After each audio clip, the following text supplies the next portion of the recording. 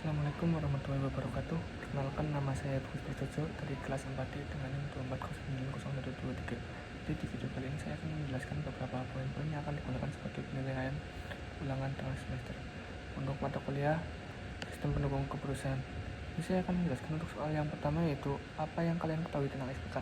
Menurut saya, SPK adalah sebuah sistem yang membantu sebuah user menentukan sebuah keperusahaan mana yang terbaik dari alternatif yang dipilih dan menggunakan kriteria sebagai bahan-bahan untuk penilaiannya.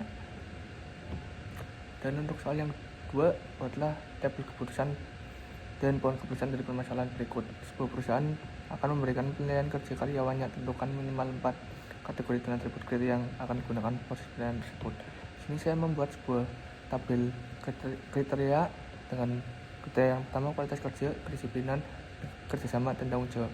Dan setelah itu saya memberikan sebuah bobot di setiap kriteria. Untuk kualitas kerja bobot 40%, kedisiplinan 20%, dan kerjasama 20%, tanggung jawab juga 20%. Dan di sini saya membuat sebuah tabel kategori. Setelah itu saya membuat sebuah tabel keputusan dengan alternatif yang diisi adalah A1 sampai A5.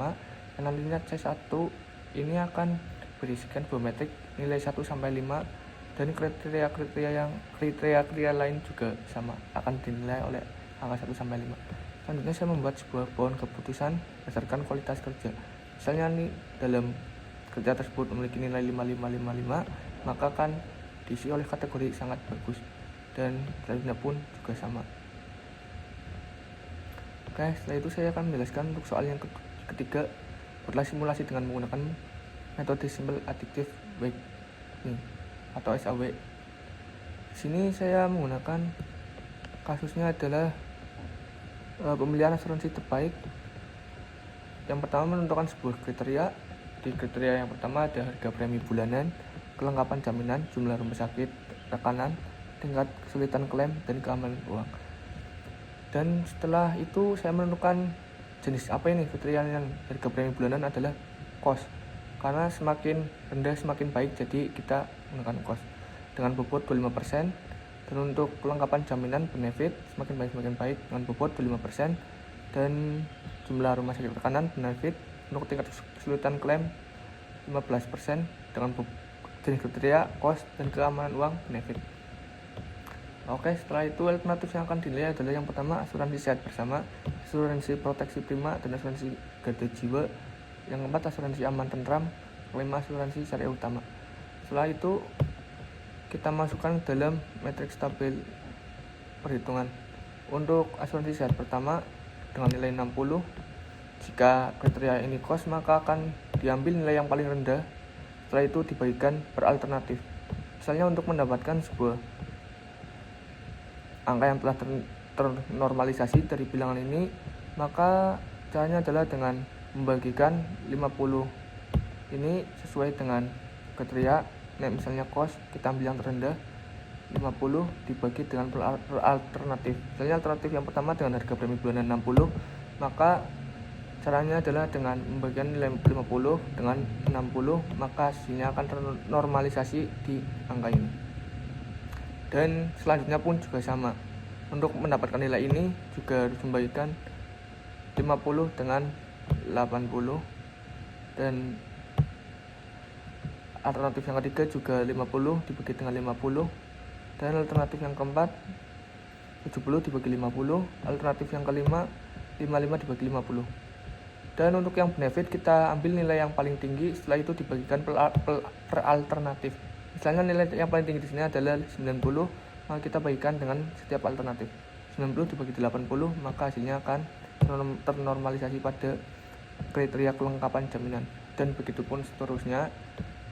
Setelah itu, setelah mendapatkan nilai yang ternormalisasi, kita kalikan dengan bobot yang sudah ditentukan. Misalnya untuk kriteria harga premi bulanan bobotnya adalah 25, maka untuk menghasilkan nilai V-nya adalah nilai yang ternormalisasi dikalikan dengan bobot yang tadi. Dan ini pun juga sama, harus dikalikan dengan bobot yang tadi. Nanti hasilnya akan ditaruh di sini. Dan untuk nilai yang terbanyak adalah hasil yang terbaik dari setiap alternatif. Selanjutnya saya akan menjelaskan di bagian weight product. Di sini berbeda dengan SAW karena kita harus menentukan bobot kepentingan terhadap masing-masing kriteria. Misalnya harga bulanan premi kita memberikan nilai 5 untuk kepentingannya, kelengkapan jaminan juga 5, jumlah rumah sakit, rekanan 4, tingkat kesulitan klaim 3, dan keamanan uang kepentingannya 3. Setelah kita mendapatkan nilai-nilai kepentingan, setelah itu kita jumlahkan dengan nilai 20. Dan setelah mendapatkan angka 20 ini, nanti kita akan dibagikan dengan angka kepentingan setiap kriteria. Nanti hasilnya akan masuk ke dalam bobot kepentingan. Misalnya di sini bobot kepentingan untuk harga premi bulanan adalah 5, maka kita dibagikan dengan 20. 5 dibagi dengan 20 adalah 0,25. Dan setelah itu juga kita lakukan terhadap semua kriteria. Dan setelah mendapatkan nilai ini, maka kita masukkan dalam pangkat. Dikarenakan untuk mendapatkan nilai S, kita harus memangkatkan setiap alternatif di kriterianya bagikan. Oke, kalau misalnya jenis kriterianya adalah cost, maka pangkatnya akan menjadi min, dan kalau jenis kriterianya adalah benefit, maka pangkatnya akan menjadi positif.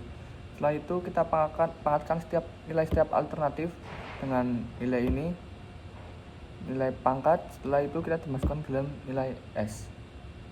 Jadi sistema ini pangkat 60 dipangkat 25, setelah itu dikalikan dengan 80 dipangkatkan 25, setelah itu dikalikan dengan 70 dipangkatkan 0,2, setelah itu dilanjutkan dengan 50 dipangkatkan 0,15, setelah itu 75 dipangkatkan dengan 15, dan seterusnya seperti itu.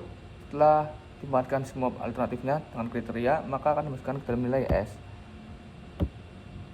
Untuk nilai yang tertinggi adalah hasil yang terbaik menurut metode WP Weight Product. Setelah itu adalah saya akan menjelaskan langkah-langkah untuk metode topsisnya. Yang pertama adalah kita menentukan jenis kriterianya dulu. Setelah itu kita masukkan alternatif dan masukkan nilai-nilai per alternatif.